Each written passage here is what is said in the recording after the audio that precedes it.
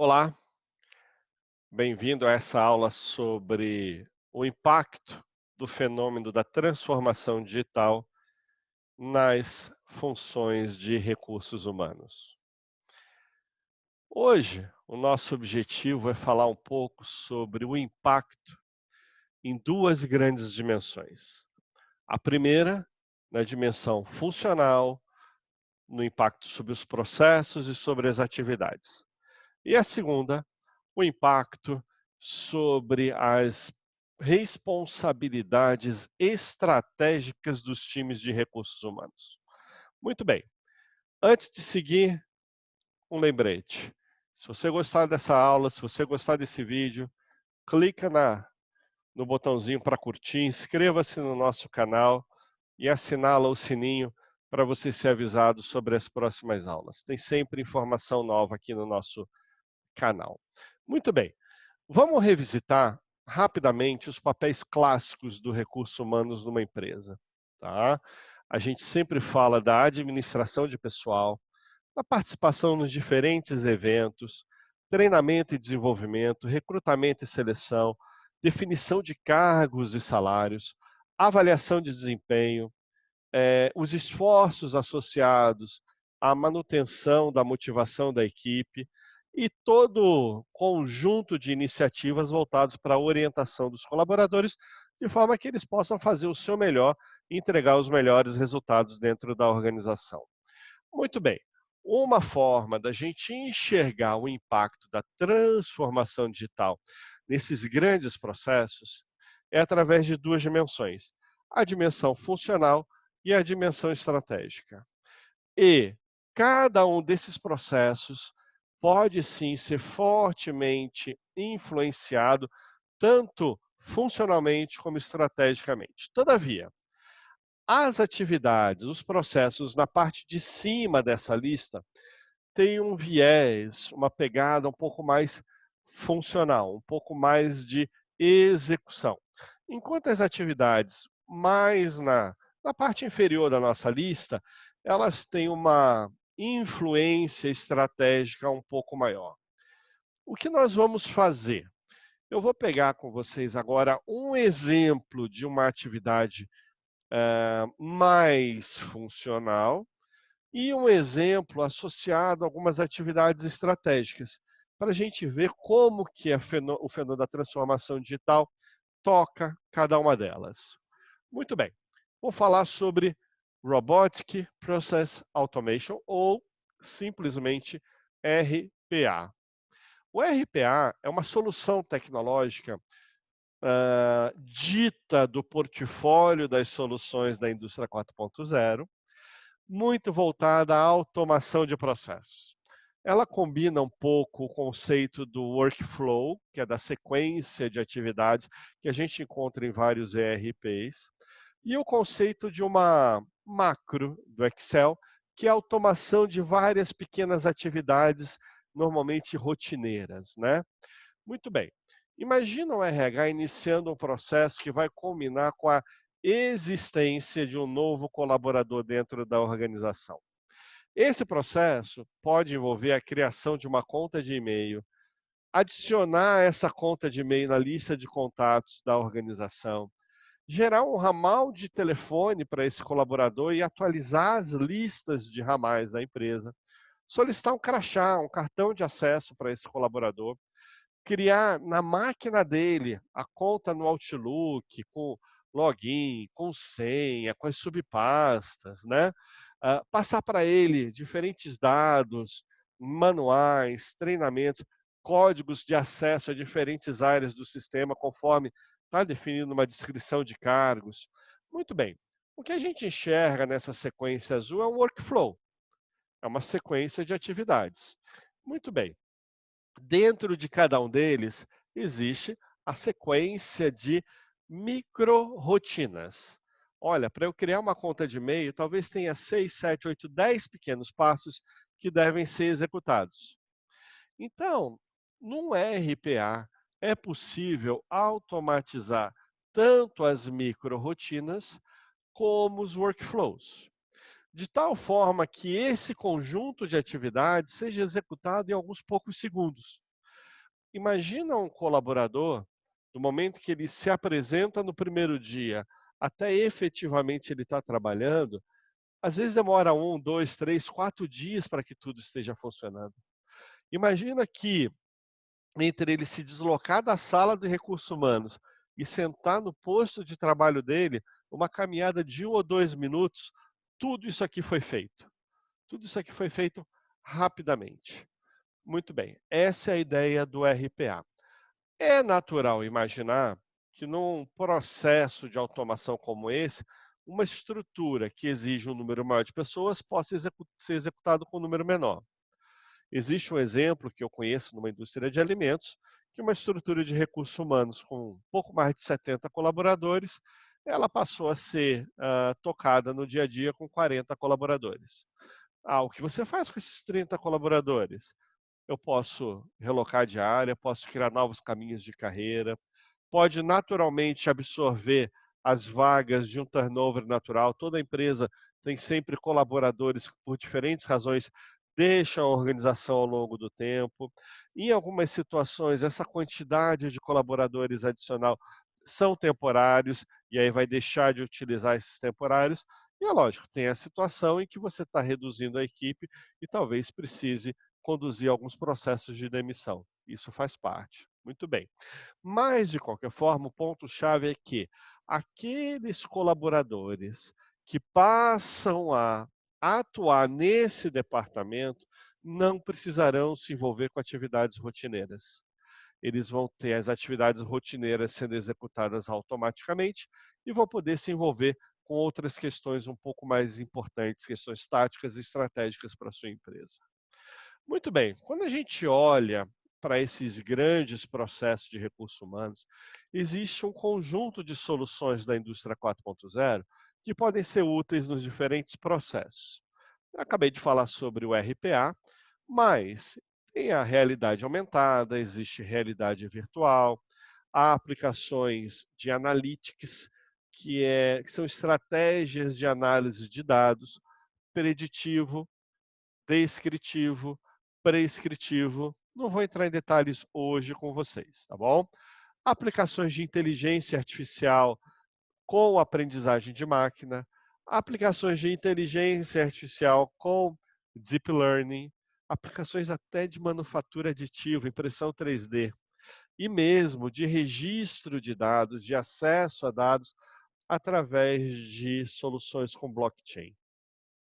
Se você quiser saber um pouco mais, aqui no nosso canal tem aulas que falam sobre a visão de um executivo com relação à aprendizagem de máquina, com relação ao blockchain, mesmo com relação à manufatura aditiva, tá bom?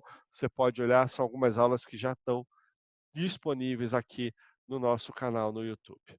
Muito bem. Agora, esses papéis clássicos também podem ser observados a partir de um viés mais estratégico. Vamos ver como que essa influência estratégica toca o conjunto aqui de baixo da nossa lista. Treinamento, desenvolvimento, recrutamento, definição de cargos e salários, enfim.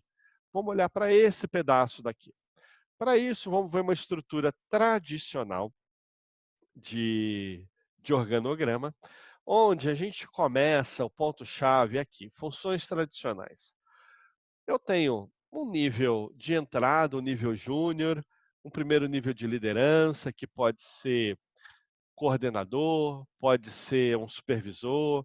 Depois, a gente tem o nível gerencial, por fim, um nível de diretoria. E essa estrutura, esse organograma, ah, que muitas vezes você tem na função mais alta profissionais de carreira dentro dessa empresa.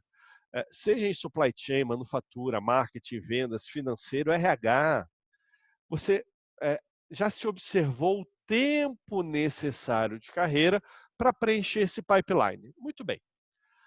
E a transformação digital? Vamos imaginar por um momento que a sua organização tenha feito a escolha de constituir um departamento de transformação digital. Ou seja, um shared services. uma área que presta serviço para todos os demais departamentos. Como é que você vai compor as caixinhas desse departamento? Mas, um passo antes, quais são as caixinhas desse departamento? Qual é a descrição de cargo para cada uma dessas caixinhas? Vamos começar de algo aparentemente simples, o nível júnior. Ah, Alexandre, mas transformação digital tem muito a ver com tecnologia, eu sei. Então eu vou trazer um cientista de dados. Mas você quer um cientista de dados que está com especialização, que tem especialização em RPA para aplicar no departamento de RH, ou que tem especialização em algoritmos de aprendizagem de máquina para aplicar lá na manufatura, ou que tem especialização em blockchain para trazer algumas aplicações para o departamento financeiro. São profissionais diferentes, com formações diferentes, e que vão contribuir de maneira diferente para a sua estrutura. Ah, mas então eu preciso saber das áreas o que elas querem. Sim, mas você, como RH, já se preocupou em treinar essas áreas? Em dar a elas o conhecimento necessário para que elas consigam compreender o que elas precisam ter? Aonde está a parte de treinamento, de formação e de qualificação dos usuários no fenômeno de transformação digital e como ele pode influenciar cada um dos departamentos? O seu C-level, o diretor de supply chain, o diretor de manufatura, de marketing, de venda, de engenharia, de procurement, de projeto, de finanças, ele já foi qualificado de forma a entender ou aprender a enxergar para os processos do seu departamento, identificar quais são as oportunidades ligadas à transformação digital. Porque se ele não souber isso, ele não vai saber o que precisa, logo ele não vai te dizer qual é o suporte que vai ter que ter nesse departamento de RH para um business partner júnior. E mais, vamos supor que vocês adotem a estratégia de trazer do mercado a primeira liderança, o nível gerencial, a diretoria. Eles vão chegar com qual cultura? É a cultura da sua empresa? Vai ter conflito? Vai ter sinergia? Quais são os pontos de atenção? Quando você compara a cultura desse time que está chegando com a cultura de cada um dos seus gerentes e diretores, com a cultura do seu time de primeira liderança, vai haver conflito ou vai haver sinergia? Ah, então vou fazer o seguinte, Alexandre. Estou achando muito complicado montar esse departamento aqui no início. Eu vou apostar numa estratégia de pratas da casa.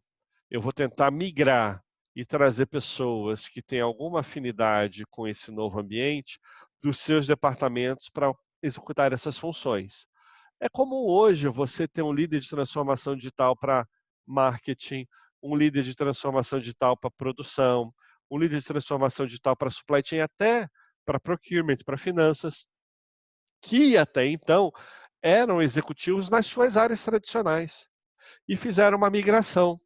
Só que essa migração tem muitos riscos. Quanto mais sênior é, mais difícil, mais arriscada essa migração. Imagina um profissional sênior de procurement que tem muito bem estruturado quais são os entregáveis em cada trimestre ou no ano fiscal, para que ele possa ter todas as participações variáveis que ele vai ter direito. De repente, ele migra e vai para uma área de transformação digital, cuja missão dele talvez não tenha um entregável tangível em termos financeiros durante 1 ou até 2 anos fiscais. Como é que você, líder de recursos humanos, vai acomodar essa questão? Você vai falar, não, fica tranquilo. Eu sei que é um momento de transição, durante 1 ano fiscal ou 2, você está planejando a transição, está com as primeiras iniciativas, não vai ter savings, não vai ter nada disso, mas eu garanto todo o seu variável. Espera aí, então quer dizer que vai ter um colaborador que tem um variável garantido a priori? Agora, não. Vamos tentar definir aqui quais são os seus entregáveis, mesmo que ele seja intangível do ponto de vista financeiro. Vamos medir na forma de qualificação e preparação da equipe, tá bom. Será que isso não vai dar insegurança para esse profissional, de tal forma que lá na frente fala: "Não, mas espera aí, não está muito claro como eu vou ser medido. Eu quero ter clareza". Por quê? Uma vez que o conjunto de métricas está definido, isso alinhava todo o comportamento desse executivo. Então, como é que essa transição vai acontecer? Para o nível de primeira liderança, é menos arriscado, é menos difícil, tem menos risco associado e o retorno sobre investimento é muito promissor. Por quê? É um pedágio que se paga num estágio ainda inicial de carreira e ele vai ter 5, 10, 15, 20 anos para recuperar o esforço dessa transição. Para um profissional sênior isso é mais complicado.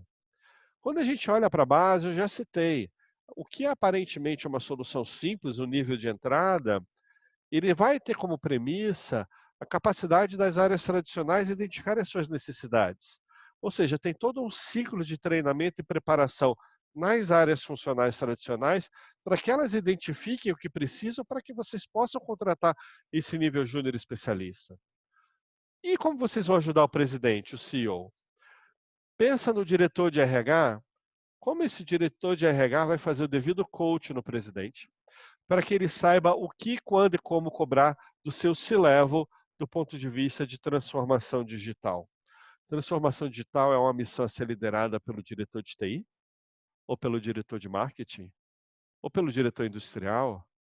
Na minha opinião, o grande líder é o diretor de recursos humanos, que tem que fazer uma coordenação de pessoas de uma forma bastante ampla, inclusive do presidente. Se o presidente não sabe enxergar, não consegue perceber que transformação digital tem a ver com mudança de mindset, com a capacidade de redesenhar modelos de negócio, redesenhar processos para satisfazer necessidades não satisfeitas de clientes internos e externos, redesenhar modelos de negócio para satisfazer necessidades não atendidas de um mercado consumidor que você quer que se transforme no seu cliente. Se essa mudança de mindset não acontece na cabeça do presidente e do C-level, ela não vai ser cascateada adequadamente. E mais, muitas vezes o C-level ele já está sendo pressionado pelo próximo nível na estrutura de governança corporativa. Os conselhos de administração estão cada vez mais bem preparados para exigir, inclusive já na contratação do presidente, uma estratégia de transformação digital. Nos conselhos de administração, já surge a demanda pela pauta de transformação digital quando se formam os comitês de estratégia, de gerenciamento de risco e de inovação. E você, líder de recursos humanos, vai cada vez mais ter um assento nesses comitês. Não adianta pensar em estratégia, gerenciamento de risco e inovação se o pano de fundo é transformação digital e se transformação digital depende de toda uma transformação organizacional. Logo, mais e mais, frequentemente, o líder de recursos humanos será cobrado pela liderança e pelo sucesso das transformações digitais. Então, quando a gente retoma essa imagem de alguns grandes processos de recursos humanos, a dimensão funcional, a dimensão estratégica, é lógico, a gente tende a imaginar que um caminho fácil é olhar para soluções tecnológicas e embarcá-las. Mas a grande contribuição, a contribuição de longo prazo, está no papel estratégico. E aí, a área de recursos humanos precisa sim se qualificar. Ela precisa se preparar e ela precisa ser o grande líder para estimular que os seus pares, os seus colegas de todos os departamentos também se qualifiquem adequadamente. Muito bem, espero que vocês tenham gostado dessa aula, tenha produzido alguns insights, que você tenha a oportunidade de refletir um pouco sobre como se posicionar daqui para frente. Não deixe de curtir o nosso vídeo, inscreva-se no nosso canal e até uma próxima oportunidade.